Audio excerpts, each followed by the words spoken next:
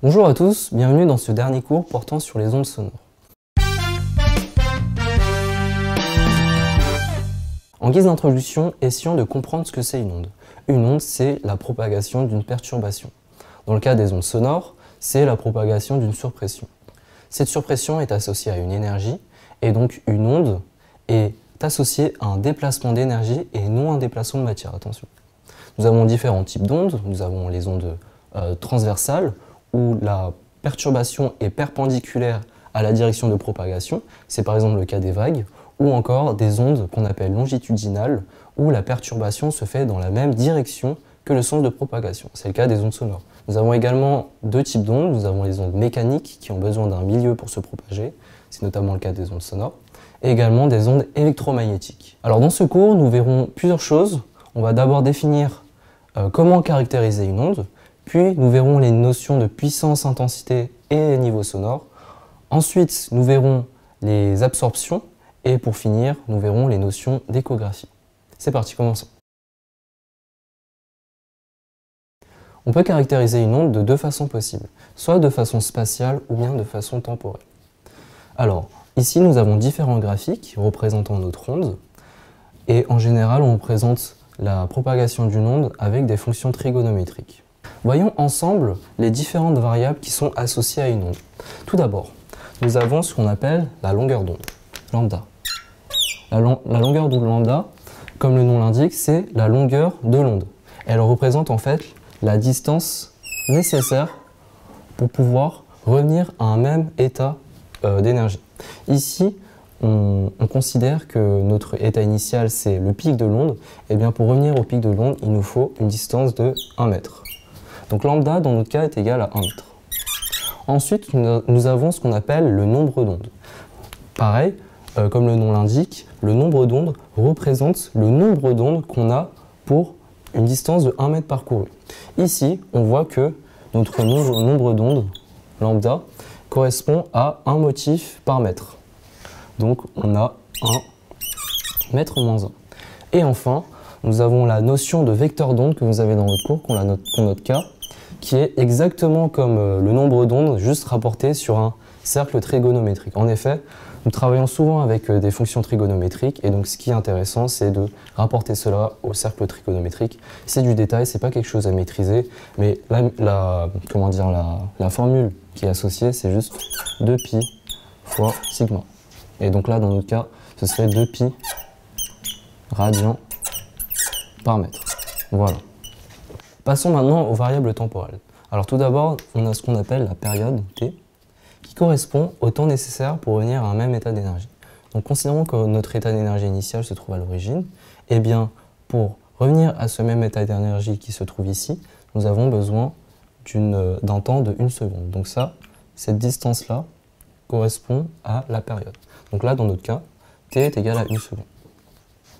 Ensuite, nous avons la fréquence. La fréquence, qui est notée nu, attention, ce n'est pas la vitesse, mais la fréquence nu.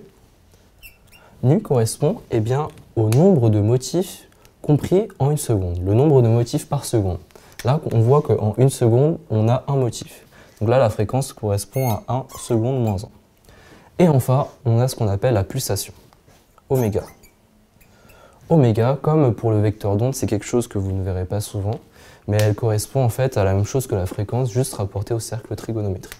Sa formule correspond à 2pi nu. Donc là, dans notre cas, ça égale à 2pi radian par seconde. Très bien. Alors, quel est le lien entre lambda et sigma? Tout simplement, c'est l'inverse. Le nombre d'ondes correspond à l'inverse de la longueur d'onde. Et pour la fréquence nu, nu correspond à l'inverse de la période. Donc voilà, on a présenté les différentes variables associées à l'espace et le temps. On a une relation qui permet de lier ces deux dimensions. C'est la relation espace-temps, donc une formule que vous connaissez tous. C'est que la vitesse de propagation de l'onde, ou encore la célérité, est égale à la longueur d'onde divisée par la période. Donc on voit que dimensionnellement ça fonctionne. Lambda c'est en mètres, t c'est en secondes, et donc on a bien des mètres par seconde. Donc on peut aussi jouer sur ces formules-là, on voit que t est égal à 1 sur nu, et donc c'est aussi égal à lambda nu. Voilà comment caractériser une onde. Passons maintenant aux notions de puissance, intensité et niveau sonore. Nous l'avons vu en introduction, une onde est associée à une énergie, et donc on peut définir une puissance. La puissance correspond à l'énergie de l'onde transférée par une unité de temps, dE sur dt. Cette énergie et donc cette puissance est liée à la source d'émission, par exemple le haut-parleur pour les ondes sonores. Cette puissance est donc constante. Donc nous avons la puissance, et cette puissance va se propager dans l'espace selon différentes surfaces. Nous le verrons juste après. Et donc on définit l'intensité comme étant la puissance divisée par la surface de propagation. Enfin, les intensités s'additionnent. Si nous avons deux sources d'émission qui émettent une onde d'une certaine intensité et qu'on veut connaître l'intensité totale entre ces deux sources d'émission, eh bien l'intensité totale à ce point-là correspondra simplement à la somme des intensités. Donc, voyons maintenant les différentes surfaces associées à l'intensité. Donc, commençons par les ondes en une dimension, ce qu'on appelle les ondes planes. Donc, j'ai pris l'exemple d'un cylindre dans lequel se propage cette onde. Alors, nous avons différents types, on peut avoir un cylindre, on peut avoir un pavé, c'est selon la situation étudiée. Et donc, la surface associée est la surface S. Cette surface correspond à un disque, et la formule du disque, S, est égale à pi fois A au carré, avec A le rayon de mon disque.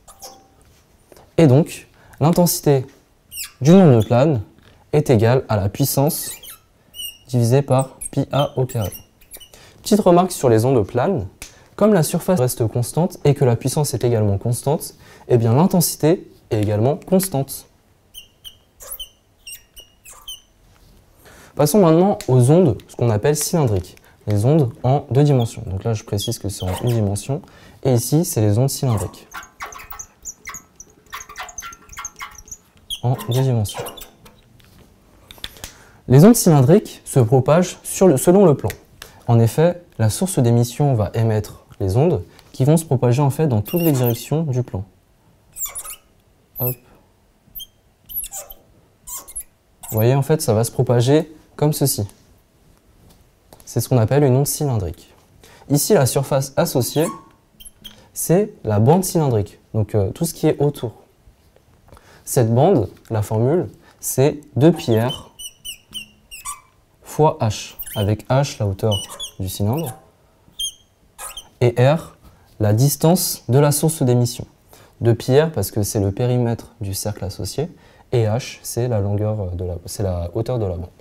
Et donc, l'intensité associée à une onde cylindrique est égale à la puissance divisée par 2πrh. Alors, dans ce cas-là, maintenant, la surface n'est plus constante. En effet, cette bande cylindrique va grandir au cours du temps. Et en s'agrandissant, la surface augmente. Au début, c'est juste un cercle normal qui va grandir de plus en plus. Et donc ici, l'intensité n'est plus constante. Il faut prendre en compte la distance par rapport à la source. Enfin, nous allons finir par ce qu'on appelle les ondes sphériques. Donc c'est les ondes que vous avez dans la vie de tous les jours. Sphériques. Et donc là, dans ce cas-là, c'est en 3 dimensions. C'est le cas lorsqu'on dit par exemple qu'une onde est isotrope. Isotrope, ça signifie qu'elle se propage dans toutes les directions, donc en 3 dimensions. Ici, la surface associée, ça va être une sphère. En effet, l'onde se propage dans toutes les directions de l'espace. À gauche, à droite, en haut, au bas, n'importe où. Donc S va être égal donc, à la surface d'une sphère, que vous connaissez tous très bien. C'est 4πr au carré. C'est la formule de la surface d'une sphère. Et donc l'intensité associée sera I est égal à P sur 4πr carré. Et donc, encore une fois, l'intensité ne sera pas constante. En effet, ici, l'onde de propagation va se propager selon une sphère qui va s'agrandir de plus en plus. Donc cette sphère va devenir de plus en plus grande et donc la surface va augmenter et l'intensité va diminuer plus on s'éloigne de la source. Lorsque R augmente, S augmente et donc I diminue. C'est ce qu'on appelle l'atténuation géométrique. En effet, lorsque je parle, si vous vous trouvez à 1 mètre de moi, vous allez m'entendre à une certaine intensité, et plus vous vous éloignez, eh bien moins bien vous allez m'entendre. C'est ce qu'on appelle l'atténuation géométrique. Une autre notion qui est associée aux ondes sphériques qui semble important à comprendre, c'est la notion d'angle solide. Alors, on va commencer d'abord par définir ce que c'est un angle de base et nous allons extrapoler pour les angles en 3 dimensions. Alors, un angle, qu'est-ce que c'est? C'est simplement l'angle entre deux droites que j'appelle θ. Et θ est égal à la distance de l'arc de cercle divisé par le rayon. Donc ça, c'est la définition de l'angle que vous connaissez certainement. Cet angle s'exprime en radians. Hop, je vais juste l'écrire. En radians. Très bien. En fait, un angle solide, c'est la même chose qu'un angle normal, mais en 3 dimensions. C'est comme si vous prenez un angle comme ceci et que vous le tournez sur lui-même. Au niveau de la longueur, eh bien, en tournant, ça va former ce qu'on appelle une surface. C'est ce que j'ai représenté ici avec hop, un angle qu'on a tourné sur lui-même et nous avons une surface associée. Donc nous avons bien sûr le rayon R et l'angle, du coup comme avec pour θ, nous avons l'angle oméga qui correspond à l'angle solide justement. Et cet angle, oméga, est égal à la surface divisée par le rayon au carré. Alors on peut voir que les données associées sont tout à fait logiques. En effet, L est compris entre 0 et 2πr. En effet, 2πr qui correspond au périmètre du cercle. Et θ, qui est donc L sur R, est compris entre 0 et 2π. Donc ça, c'est ce que vous connaissez tous. Hein. Un angle est compris entre 0 et 2π radians. Donc 2π qui correspond au cercle entier. Pour un angle solide, c'est exactement la même chose. La surface, elle va être comprise entre 0 et 4πr au carré. Avec 4πr au carré qui est la surface totale de la sphère. Si on s'intéresse maintenant à oméga, comme on divise par r au carré, on aura donc 0 et 4π, qui s'exprime cette fois en stéradians. Voilà pour les angles solides. Pour finir cette partie, nous allons aborder le niveau sonore. Lorsqu'on double l'intensité d'une source, nous n'allons pas entendre 2 fois plus fort ce son-là. Et c'est pour ça qu'on a défini l'intensité pour rendre compte de l'audition humaine. L, le niveau sonore, qui est exprimé en décibels, est égal à 10 fois le logarithme de l'intensité étudiée divisé par l'intensité de référence. L'intensité de référence, IREF, est égale à 10 puissance moins 12, 10 puissance moins 12 watts par mètre carré. Cette intensité correspond simplement à l'intensité minimale qu'un humain peut entendre. En effet, si on entend une intensité inférieure à IREF, eh bien, on n'entend rien, tout simplement. Alors que pour d'autres espèces, comme les chats, eh bien, l'intensité sera plus basse. Il est possible qu'en exercice, eh bien, vous devez retrouver l'intensité à partir du niveau sonore. Vous pouvez retrouver la démonstration dans la fiche de cours ou bien dans le cours de Madame Grenier. Eh bien, I, cette intensité-là, est égale simplement à IREF fois 10 puissance L sur 10. Voilà. Alors, un point important à comprendre, c'est que les niveaux sonores ne s'additionnent pas. En effet, lorsque je vous avais dit que les intensités s'additionnent pour pour 2 sources émettrices et un endroit auquel on s'intéresse, eh bien, on aura une intensité totale, mais on ne peut pas additionner les niveaux sonores de chaque source. En effet, comme on a une fonction logarithmique, on ne peut pas faire cela. Pour connaître le niveau sonore total à un point donné, il faut d'abord repasser par l'intensité, donc recalculer l'intensité totale, et ensuite on peut trouver le niveau sonore total en réinjectant ITOTS dans le niveau sonore. Voilà pour cette partie. Passons à présent à l'absorption. Depuis le début, on considérait qu'on était dans un milieu qui n'absorbait pas. En réalité, il y a des milieux qui absorbent l'onde. En effet, l'onde, lorsqu'elle va se propager dans un milieu absorbant, cette onde va se dissiper. Pour cela, pour mesurer cette dissipation, on va utiliser le coefficient d'absorption μAbs. Elle va mesurer la dissipation de l'onde par unité de distance, par mètre. On définit également la longueur caractéristique d'absorption du milieu, Labs, qui est simplement l'inverse de ce coefficient. En pratique, comment on utilise cela? L'intensité, donc Ix, l'intensité après absorption, va être égale à l'intensité initiale I0 fois exponentielle de moins μAbs fois x. Sur le graphique, qu'est-ce qu'on voit? On voit qu'au début, on a une intensité initiale I0 et qu'en fait, elle va décroître de façon exponentielle. Pour le niveau sonore, L0, eh bien, c'est la même chose. Cependant, on n'a plus une exponentielle, mais un coefficient a. Ce coefficient a, il va être égal à 10 fois mu abs divisé par ln de 10. Ou bien, si on reprend cette formule-là, ça va être égal à 10 L abs fois ln de 10. Alors, pour retrouver cette formule, c'est juste des maths, hein. Il faut juste reprendre cette formule-là, qu'on injecte dans 10 puissance log, et on retourne sur ça. Donc, on voit que, pour le niveau sonore, qu'elle va décroître, plus de façon exponentielle, mais de façon linéaire. On part d'un niveau sonore initial L0, qui va décroître au cours de la distance. Donc là, c'est les deux grandes différences à savoir, c'est que pour l'intensité décroît de façon exponentielle, tandis que pour le niveau sonore décroît de façon linéaire. Donc ici, on a vu un deuxième type d'atténuation. Nous avons vu auparavant l'atténuation géométrique. En effet, plus je m'éloigne de la source, eh bien, plus l'intensité ou le niveau sonore va diminuer. Ici, on a une atténuation par absorption.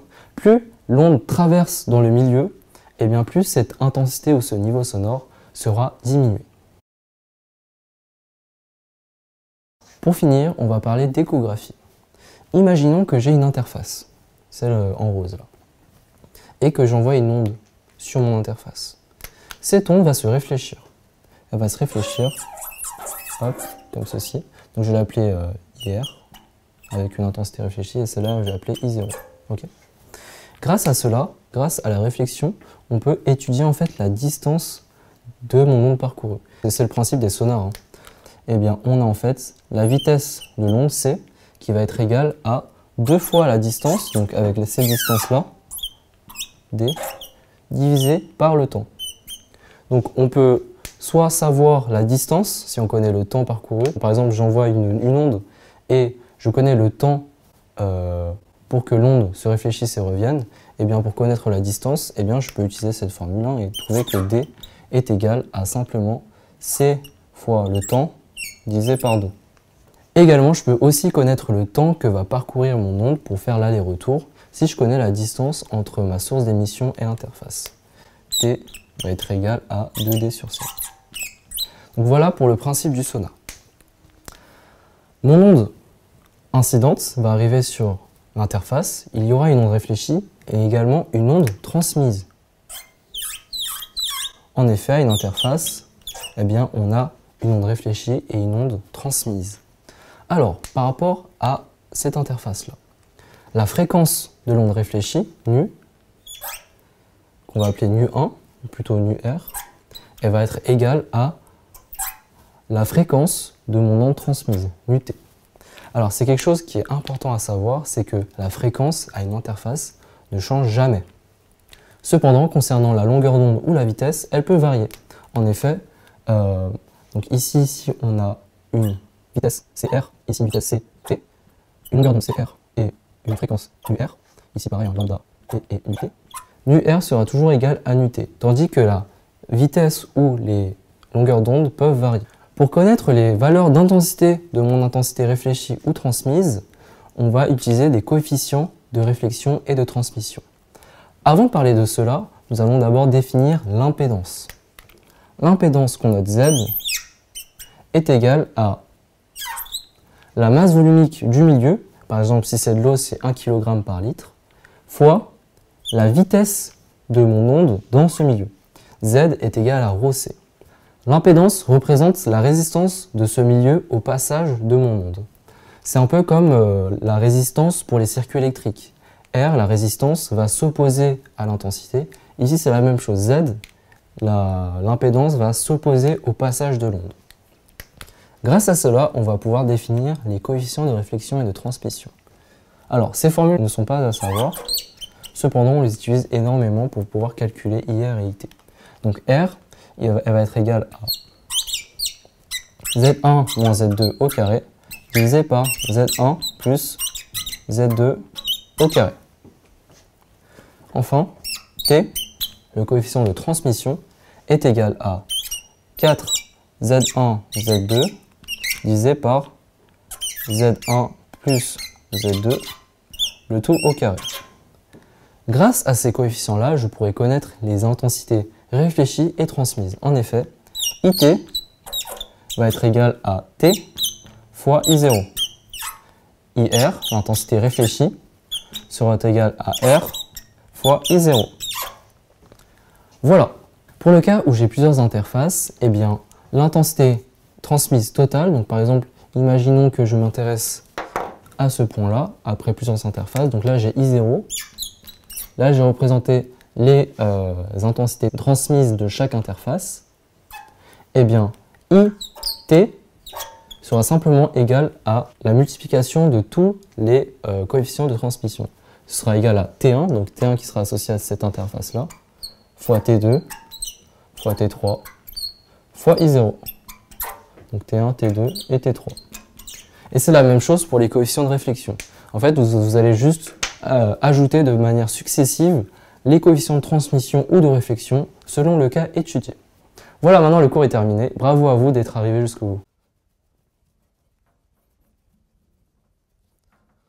Le bleu n'est pas facile à retirer là.